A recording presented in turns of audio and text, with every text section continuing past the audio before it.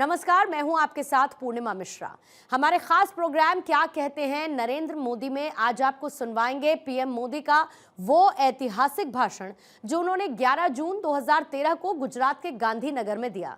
मोदी जी ने अपने भाषण में कहा कि अगर महात्मा गांधी को हम समझ लें तो एनवायरमेंट प्रोटेक्शन के जो जवाब विश्व तलाश रहा है वो गांधी की हर बात से मिल जाते हैं और आज भी परिणाम देने की ताकत रखते हैं।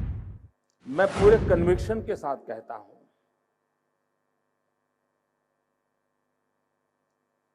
महात्मा गांधी का आर्थिक चिंतन आज भी उतना ही रिलेवेंट है जितना महात्मा गांधी मौजूद थे तब था। यह विश्वास हमारे में होना चाहिए और महात्मा गांधी की हर बात को अगर हम देखेंगे और खास करके ग्रामीण अर्थतंत्र के संबंध में देखेंगे तो हमें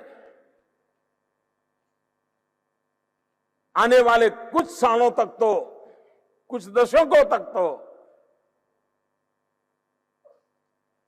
समृद्धि की ओर जाने के नए रास्ते तलाशने के लिए भटकने की जरूरत नहीं पड़ेगी। एक विश्वास होना चाहिए,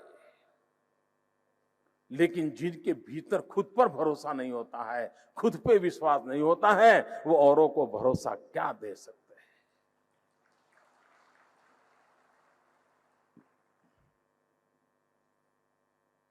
आज भी हम गांव में जाएं, वहां की बातचीत का दायरा क्या होता है? वर्षा, बारिश कब आएगी, प्राकृतिक व्यवस्थाएं कैसी चल रही हैं, कैसी होगी, खेत खलिहान, पेड़ पौधे, कितना आत्मीय संबंध होता है उसका प्रकृति के साथ। और पूरा विश्व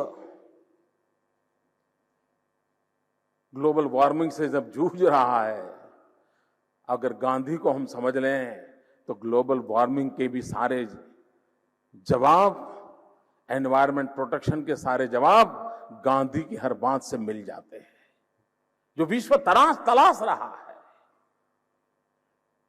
और इसलिए भाइयों बहनों मैं कहना चाहता हूं कि हमें वैज्ञानिक तरीके से और आधुनिक विज्ञान को स्वीकार करते हुए, गांधी कभी विज्ञान के विरोधी नहीं थे, गांधी कभी आधुनिकता के विरोधी नहीं थे, गांधी कभी परिवर्तन के विरोधी नहीं थे। और इसलिए उस महापुरुष ने ग्रामीण विकास के लिए हम लोगों का जो मार्गदर्शन किया है वो आज भी उतना सशक्त है, उतना सामर्थ्यवान है और परिणाम देने की पूरी ताकत रखता है। लेकिन उसकी पहली शर्त होती है उन बातों पर हमारी आस्था हो, हमारा भरोसा हो। लेकिन अगर नीति निर्धारक ही पता नहीं कहां से कहां चल पड़े हैं तो आप लोगों का क्या होगा, मेरे देश के किसानों का क्या होगा, मेरे देश के गांवों का क्या होगा, उन गरीब अबोल पशुओं का क्या होगा। मित्रों, चिंता सताती है। मित्रों, हमारे देश में मनुष्य के लिए भी हेल्थ कार्ड ये अभी तो दूर का सपना दिखता है। पता नहीं इंसान के लिए हेल्थ कार्ड कब बनेगा, उस हेल्थ कार्ड से उसको सेवाएं कब मिलेगी, वो आरोग्य प्राप्त क्या करेगा।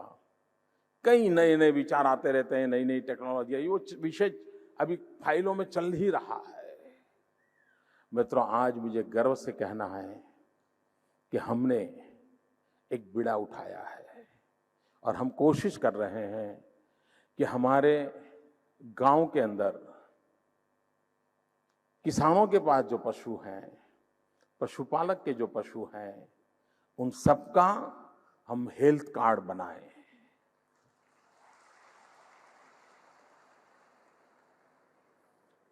और हम लगातार मॉनिटर करें।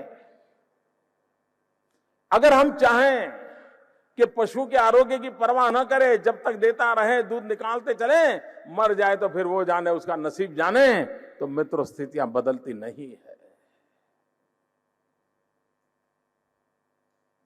और पशुपालक अपना बेटा बीमार हो तो पैसे खर्च करने के लिए 4 बार सोचेगा, लेकिन अगर पशु बीमार हो तो कर्ज करके भी उसको संभालने के लिए तैयार होता है। इतना वो पशु को प्यार करता है।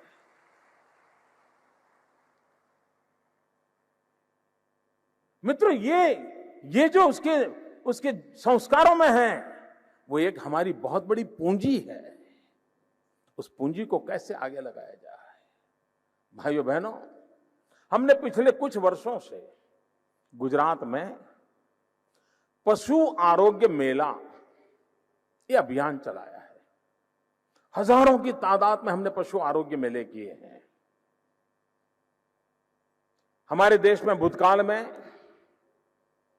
मेले लगते थे, लेकिन वो मेले वोट बैंक की राजनीति के लिए लगते थे। कर्ज माफ करने का मेला लगता था, किसानों को कर्ज देने का मेला लगता था, क्योंकि देने वाले को मालूम था कि इससे वोट आने वाला है। मित्रों, वोट के पीछे पागल लोगों ने पता नहीं प्रायोरिटी बदल दी। मित्रों, हम उनकी सेवा करते हैं जो कभी वोट देने जाने वाले नहीं है। पशु को वोट का अधिकार नहीं है, लेकिन हमें लगता है कि हिंदुस्तान के अर्थतंत्र को बदलना है तो उस पशु की भी सेवा करनी होगी, तब जाकर के देश का भला होगा। भले उसको वोट का अधिकार न हो या हो, हमारे लिए आवश्यक है। मित्रों, हम हजारों की तादाद में पशु आरोग्य मेला करते हैं और ये भी केयर करते हैं कि किसी पशु को 3 किलोमीटर से ज्यादा चला करके ले जाना न पड़े। और आधुनिक से आधुनिक पशु आरोग्य की चिंता करते हैं। पिछले दिनों हमने हमारे डॉक्टरों को अमेरिका स्पेशल ट्रेनिंग के लिए भेजा। वो मित्र यहां आए हुए हैं, वो आपको सारी बातें बताएंगे। किस विषय में? कि पशु के सर्जरी के क्षेत्र में कौन सी आधुनिक टेक्नोलॉजी को हम इंट्रोड्यूस कर सकते हैं। और हिंदुस्तान में गुजरात के वेटरनरी डॉक्टर पहले हैं जिनको इस प्रकार की ट्रेनिंग करने का हमने प्रयास किया और आज हमने उसको लागू किया। मित्रों, आज भी हिंदुस्तान के अनेक जिले ऐसे होंगे जिन जिलों में लेजर टेक्निक से, जिसमें रक्त नहीं बहता है लेकिन ऑपरेशन हो जाता है, वो टेक्नोलॉजी मनुष्य के लिए भी हिंदुस्तान के कई जिलों में नहीं होगी। मित्रों, गुजरात में हम लोग कोशिश करते हैं कि पशु का ऑपरेशन बिना रक्त बहे लेजर टेक्नोलॉजी से कैसे हो, और हम उसको सफलतापूर्वक कर रहे हैं।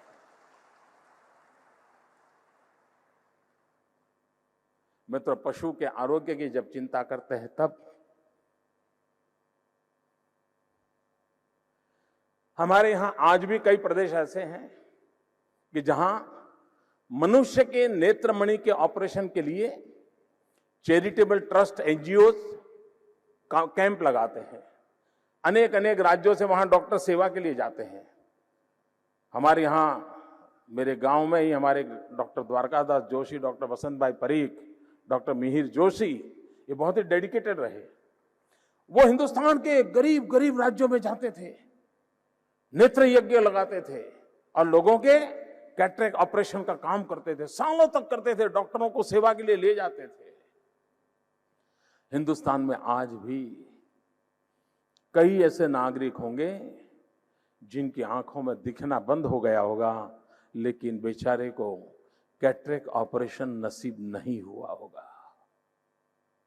मित्रों, दर्द होता है जब ये सुनते हैं, जानते हैं कि आजादी के इतने सालों के बाद इंसान को भी इतनी पीड़ा।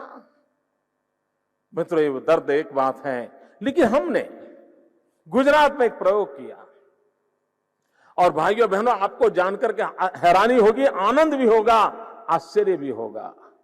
गुजरात एक प्रदेश ऐसा है कि जहां पशु के भी नेत्रमणि का ऑपरेशन होता है। कैटल का कैटरेक्ट ऑपरेशन होता है, हम उसके कैटरेक्ट का ऑपरेशन करते हैं। कभी कभी हमें पशु बीमार होता है, खाना देते तो खाता नहीं है, धीरे धीरे दूध कम हो जाता है, हम छोटे मोटे प्रयोग करते हैं कुछ खा ले, लेकिन पता तक नहीं होता है कि कहीं उसके दांतों में दर्द हो रहा है। मित्रों, जैसे हमें दर्द होता है, हमें दांत में पीड़ा होती है, उस कैटल को भी दांत में पीड़ा होती है। और जब दांत में पीड़ा होती है तो उसकी पूरी दिनचर्या चरमरा जाती है। गुजरात में मित्रों, जब हम कैटल कैंप करते हैं तो हमारे पशुओं की हम डेंटल ट्रीटमेंट भी करते हैं। हमारे वेटरनरी डॉक्टरों को डेंटिस्ट के नाते भी काम करते हैं, उसके लिए हमने औजार खरीदे हैं, साधन लाए हैं। और उसके कारण मित्रों, पशु को के आरोग्य की छोटी छोटी चीजों को कैसे संभाला जाए, उस पर हम बल देते हैं, और उसका एक परिणाम भी होता है। और दूसरा, इस बार हम जब पशु आरोग्य मेला करते थे तो हमने एक और विषय सोचा, क्योंकि आपने देखा होगा हर गांव में 2-4 पशु ऐसे होते हैं जिनको चलने की दिक्कत होती है, इनको ऑर्थोपेडिक प्रॉब्लम होता है, हड्डी टूट गई है कहीं कोई, और उसके कारण और फिर वो मालिक है मार करके दौड़ाता है, बात बनती नहीं, कोई तो उसकी चिंता करे। भाइयों बहनों, इस बार हमने जब पशु आरोग्य मेला लगाया तो उस पशु आरोग्य मेला में हम लोगों ने सारे पशुओं के जो ऑर्थोपेडिक प्रॉब्लम थे उसको हमने प्रायोरिटी दी। और जैसे आपकी हड्डी टूट जाए हाथ की और उसमें स्टील का प्लेट लगाते हैं डॉक्टर, मित्रों हम पशुओं को स्टील का प्लेट लगा करते हैं और उनको 6 महीने के अंदर चलते फिरते करने का संकल्प करके हम इन दिनों काम कर रहे हैं। मित्रों, कुछ लोगों को ऐसा लगता है कि सरकार बनाने का काम मतलब, सरकार मतलब क्या, एक्ट बनाना। वो दिन रात यही कहते हमने ये एक्ट बनाए, ये एक्ट बनाए। देश को एक्शन चाहिए, एक्ट तो बहुत बनाए। और भाइयों बहनों, एक पशु के संबंध में इतनी संवेदनशील सरकार होती है तो उसका परिणाम क्या होता है। मित्रों, आम तौर पर हमारे जीवन में भी अगर ज्यादा बाढ़ आ गई, ज्यादा ठंड आ गई, ज्यादा धूप हो गई, ज्यादा बाहर रहना, तो हम भी बीमार हो जाते हैं, छोटी मोटी कोई न कोई बीमारी हमें लग जाती है। मित्रों, ये कठिनाई पशु को भी होती है। अगर बहुत दिन बारिश रही, पशु को पानी में रहना पड़ा तो कोई न कोई बीमारी आ जाती है। मित्रों, इस पशु आरोग्य मेला लगातार करने के कारण, एक एक पशु को 10-10 साल तक लगातार फॉलोअप करने के कारण आज मित्रों मैं बड़े गर्व और आनंद के साथ कह सकता हूं, और जीव दया का उत्तम काम इसको मैं कह सकता हूं, कि 122 डिसीज, 122 रोग इस लगातार केयर करने के कारण हमारे गुजरात में पशुओं को इन 122 रोगों से हमने पूर्णतः मुक्ति पाने में सफलता पाई है। अगर 122 डिसीज टोटली इरेडिकेट हो जाते हैं, आप कल्पना कर सकते हैं कि उस पशु के स्वास्थ्य को कितना लाभ हुआ होता होगा। और उसके कारण हमारे कैटल्स, उनका स्वास्थ्य ठीक होने का सीधा परिणाम हमें दूध में मिला है। मित्रों, हिंदुस्तान का, जैसे हमारे बाबू भाई बोखरिया बता रहे थे, कि पूरे भारत का मिल्क प्रोडक्शन का ग्रोथ सिर्फ 5% है। गुजरात इज एक्सेप्शनल केस, जहां 7% है। ये बहुत बड़ा होता है मित्रों, बहुत बड़ा होता है। इतना ही नहीं मित्रों, पिछले 8-9 साल में ये लगातार मिल्क प्रोडक्शन में बहुत बड़ा इसका प्रभाव पड़ा है। और इन दिनों